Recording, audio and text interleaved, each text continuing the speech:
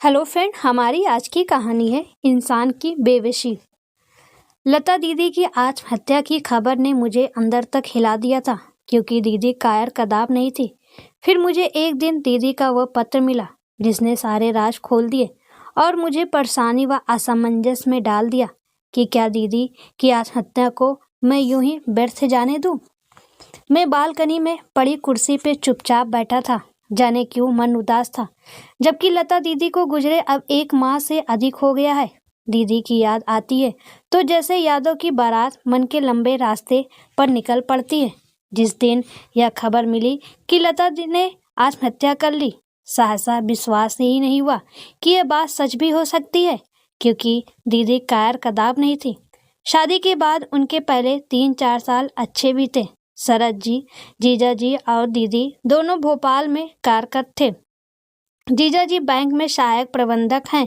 दीदी शादी के पहले से ही सूचना एवं प्रसार कार्यालय में स्टेनोग्राफर थी। लता दीदी मशहूर लेखिका मालती जोशी की कहानियों की फैन थी। फुर्सत के क्षणों में वो उनकी कहानियां पढ़ा करती थी। एक बार मैं भोपाल गया। मैं उनकी अलमारी से मालती जोशी की किताब कठपुतली निकाली और पढ़ने लगा। 2 दिन में मैंने कुछ कहानियां पढ़ी। उन कहानियों ने मुझे इतना प्रभावित किया कि ग्वालियर वापस आते समय मैंने दीदी से कहा, शेष कहानियां पढ़कर यह किताब मैं आपको वापस भिजवा दूंगा। नहीं भैया नहीं, यह मेरी प्रिय किताब है और मैं इसे किसी को भी नहीं दे सकती, चाहे वो तुम्हारे जीजा ही जी क्यों ना हो, क्योंकि एक बार किसी को किताब दे दो तो वो वापस नहीं मिलती। उन्होंने किताब मेरे हाथ से ले ली और अलमारी में रख दी। एक दिन अचानक जब कभी 2-3 दिन की छुट्टी पड़ती तब वो हमारे यहाँ आ जाते। 2 दिन साथ रहते। उस दौरान हम पार्क में घूमने चले जाते, कभी कोई अच्छी सी फिल्म देख आते। इस प्रकार हंसते खेलते 3-4 साल निकल गए। एक दिन जब मैं दफ्तर से घर आया तो मालूम हुआ दीदी आई हैं। मैंने माँ से पूछा तो उन्होंने बताया कि वो अपनी सहेली प्रेमलता से मिलने गई है। कह रही थी कि उससे कुछ जरूरी काम है। रात करीब 10 बजे वो घर आई। मेरी नज़र उनके चेहरे पर ठहरी तो लगा कि वो कुछ परेशान है और उनके चेहरे पर पहले सी खुशी नहीं है। वो सीधे अंदर के कमरे में चली गई। मुझे लगा शायद कपड़े बदलने गई होंगी, लेकिन जब वो बहुत देर गुजरने पर भी वो ड्राइंग रूम में नहीं आई, तब मैं ही अंदर के कमरे में चला गया। वो उदास चेहरा लिए बैठी थी। मैंने पूछा तो बोली, अरे कुछ नहीं भैया, यात्रा करके आई हूँ, उसी का थकान है। मुझे उनकी बात पर यकीन नहीं हुआ। मैंने कहा, दीदी सच कहूँ आप कुछ छिपा रही हैं, लेकिन आज आपका चेहरा आपका साथ नहीं दे रहा है। क्या बहन की शादी के बाद एक भाई इस लायक नहीं रह जाता कि वह बहन की मन की बात जान सके? यह सुनते ही वो फफक उठी और एक अविरल अश्रुधारा उनकी आंखों से बहने लगी। सब कुछ बताऊंगी भी या केवल रोती ही रहोगी?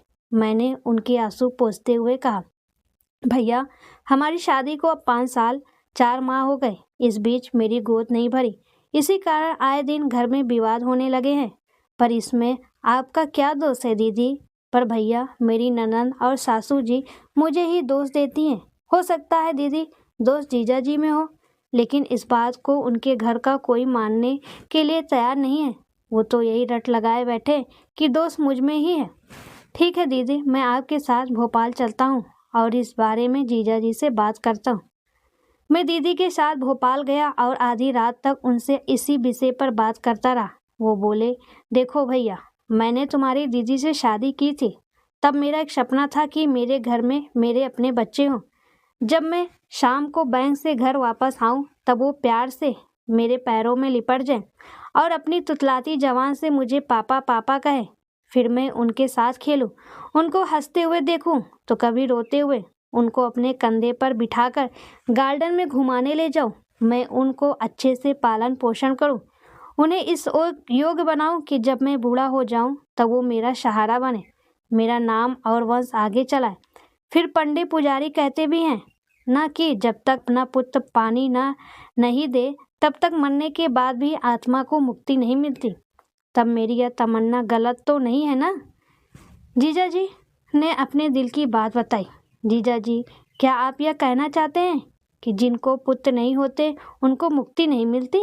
पर एक सच आप भी जान लीजिए कि इन पंडित पुजारियों ने ये सारी बातें सिर्फ अपना पेट और जेबें भरने के लिए फैला रखी है। जीजा जी, आदमी को मुक्ति मिलती है तो अपने किए कर्मों के आधार पर। मेरे लाख समझाने के बावजूद वो अपनी ही बात पर अड़े रहे। अब मैं वहाँ रुककर और क्या करता। मैं दुखी होकर वापस घर लौट आया। एक रात करीब 10 बजे दीदी का फ़ोन आया। वो बोली, तुम्हारे यहाँ से जाने के बाद अगले ही दिन रायपुर से मेरी सासू जी ननद के यहाँ भोपाल आई। फिर वो दोनों मेरे घर आई और बोली, देखो लता, पास की पहाड़ी पर एक साधु बाबा का डेरा है, तुम हमारे साथ वहाँ चलो, शायद उनके आशीर्वाद से तुम्हारी गोद भर जाए। मैं उनके साथ वहाँ चली गई थी। अब उन्होंने अगली अमावस की रात बुलाया। खैर, अब उनका स्वभाव और व्यवहार मेरे साथ अजीब सा होता जा रहा है। अब वो दूसरे कमरे में सोने लगे हैं। मैं उनसे क्या कहता, सिवाय इसके कि दीदी थोड़ा सब्र रखो, थोड़ा कुछ दिनों बाद फिर पहले सा समान हो जाएगा। कुछ दिन बीते। इन दिनों में न तो दीदी का फ़ोन आया और न ही कोई चिट्ठी पत्री आई। एक दिन मैंने ही उन्हें फ़ोन किया। फ़ोन दीदी ने ही उठाया। मेरे बार बार पूछने पर वो बोली, भैया उन्होंने अपना तबादला जबलपुर करवा लिया है और अब मैं यहाँ अकेली ही रहती हूँ। कहने के लिए यहाँ उनकी बहन और बहनोई हैं। इतना कहकर उन्होंने फ़ोन रख दिया। वक्त गुजरता गया और 6 माह बीत गए। एक दिन जीजा जी के बड़े भाई साहब जो हमारे ही शहर में रहते हैं, बाजार में मिल गए। बातचीत के दौरान उन्होंने बताया कि शरद जीजा जी ने जबलपुर में अपने ही बैंक में कार्यरत एक तलाकशुदा महिला से शादी कर ली है। जीजा जी ने दूसरी शादी कर ली। यह सुनते ही लगा जैसे आसमान में कड़कड़ाती हुई एक बिजली चमकी और सीधे मुझ पर आ गिरी हो। मैं स्तंभ रह गया और सोचने लगा कि यह खबर पाकर दीदी पर क्या गुजरेगी। मैंने राज को फ़ोन पर इस बारे में बात की तो वो बोली, भैया मैं जानती थी कि वो ऐसा ही करेंगे। खैर अब ये बात छोड़ो, अब तुम मेरी चिंता मत करना, अपनी शादी की बात चलाना और कोई अच्छी लड़की मिले तो तत्काल शादी कर लेना। भैया अब मैं किसी तरह से अपनी शेष ज़िंदगी काट लूँगी। पर दीदी ये अकेलापन। मेरी बात को काटते हुए बोली, हाँ भैया, अब एक बात ध्यान रखना, मेरा फ़ोन ना भी आए तो भी समझ लेना मैं अच्छी हूँ। उन्होंने रोते हुए फ़ोन काट दिया। 2 माह बाद मेरी शादी पक्की हो गई। मेरी शादी में दीदी आई जरूर, लेकिन पूरे समय खामोश रही। शादी पर उन्होंने मुझे जो उपहार दिया उसे मैंने सबसे अधिक अनमोल उपहार मानकर अपनी अलमारी में सहेज कर रख दिया। शादी के बाद मैं अपनी पत्नी के साथ हनीमून के लिए चला गया। वहाँ से वापसी के तत्काल बाद मैंने ड्यूटी ज्वाइन कर ली। एक रात करीब 10:30 बजे फ़ोन की घंटी बजी। फ़ोन पुलिस स्टेशन से था। लता नाम की महिला ने यहाँ आत्महत्या कर ली है, आप तत्काल आ जाइए। यह सुनते ही मैं सन्न रह गया। माँ को साथ लेकर मैं भोपाल पहुँचा। दीदी का अंतिम संस्कार मुझे ही करना पड़ा। मैंने अपनी तरफ से जीजा जी को फ़ोन पर सब कुछ बता दिया था, लेकिन वो नहीं आए। दीदी की आत्महत्या के लिए सिर्फ जीजा जी ही जिम्मेदार हैं। उन्होंने दीदी को जो असंख्य तकलीफ़ें दी वो कब तक सहती। फिर इस प्रकार का अकेलापन किसी आजन्म कारावास से कम दुखद होता है क्या। पहले जीजा जी का अलग कमरे में सोना, फिर उसके बाद बिना कुछ बताए चुपचाप जबलपुर तबादला करवा लेना और उसके बाद वहाँ जाकर दूसरी शादी करना। दीदी के साथ ये उनका अक्षम्य अपराध है। मैं केवल उनको ही दीदी का अपराधी मानता हूँ। मैं यादों के दायरे से बाहर निकला और बिस्तर पे आकर लेट गया। अलका मेरी पत्नी मैके गई है, इसलिए अकेलापन जैसे मुझे निगलने के लिए मेरी तरफ बढ़ रहा था। फिर उसमें भी दीदी की यादें। तभी मुझे उनके द्वारा शादी में दिए अनमोल उपहार की याद आई। मैं तेजी के साथ कमरे में गया, अलमारी खोली और उसमें से दीदी का दिया उपहार निकाला। अब मेरे सामने दीदी का दिया सिल्वर पेपर से लिपटा अनमोल उपहार था। मैंने सिल्वर पेपर का आवरण हटाया तो आश्चर्यचकित रह गया। दीदी ने मुझे अपनी जान से ज़्यादा प्यारी लगने वाली किताब कठपुतली उपहार स्वरूप दी थी। मैंने उस किताब का पहला पृष्ठ पलटा। उस पर दीदी ने अपने हाथ से लिखा था, प्रिय अनमोल भैया को शादी पर एक बहन का अनमोल उपहार। भैया, जिंदगी में कभी किसी को अपनी कठपुतली मत बनाना और ना ही कभी खुद किसी की कठपुतली बनना। तुम्हारी दीदी लता। उनके द्वारा लिखे शब्द पढ़कर मैं भाव विभोर हो गया और उसी अवस्था में किताब के अगले पृष्ठ पलटने लगा। तभी उसमें से एक कागज़ जमीन पर आ गिरा।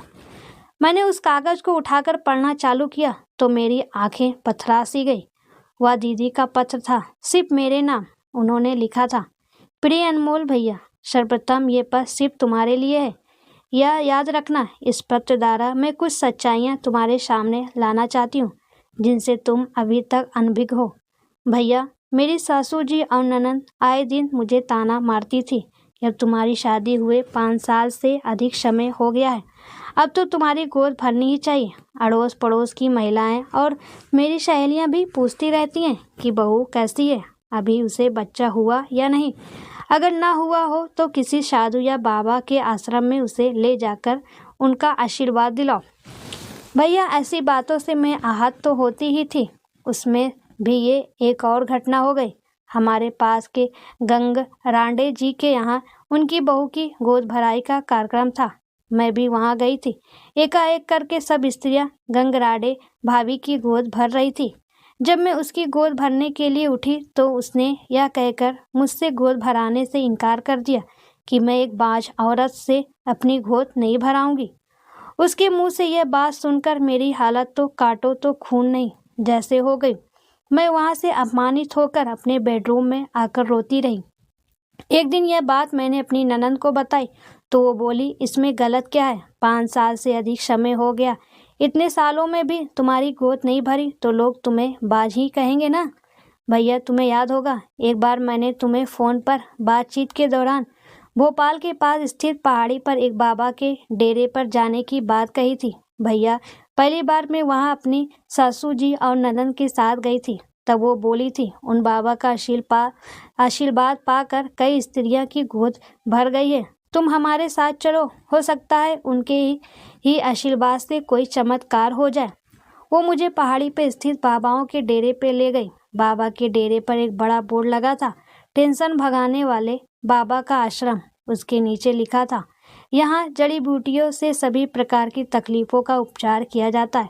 वहाँ बहुत से परेशान पुरुष और महिलाएं बैठे थे। बाबा एकाएक क्रम से सबको अपने पास बुला रहे थे। जब मेरा नंबर आया तो बाबा बोले, मैं तेरी परेशानी समझ गया हूँ, तेरे साथ कौन आया है। मैंने इशारा से बताया कि मेरी ननद जी मेरे साथ आई हैं। वो मेरी ननद से बोले, बहन, मामला पुराना हो चुका है, समय लगेगा पर फल जरूर मिलेगा। इसे 4 माह तक अमावस की रात में यहाँ लाना, तंत्र मंत्र, पूजा पाठ और हवन आदि करने पड़ेंगे। ये सारे काम रात को एकांत में गर्भगृह में होते हैं। फिर उन्होंने मेरे गले में एक ताबीज बांधा और ननद से कहा, अब तुम इसे अमावस की रात को यहाँ लाना। बाबा के कहे अनुसार मैं ननद के साथ 3 माह तक अमावस की रात पहाड़ी पर बाबा के डेरे पर जाती रही।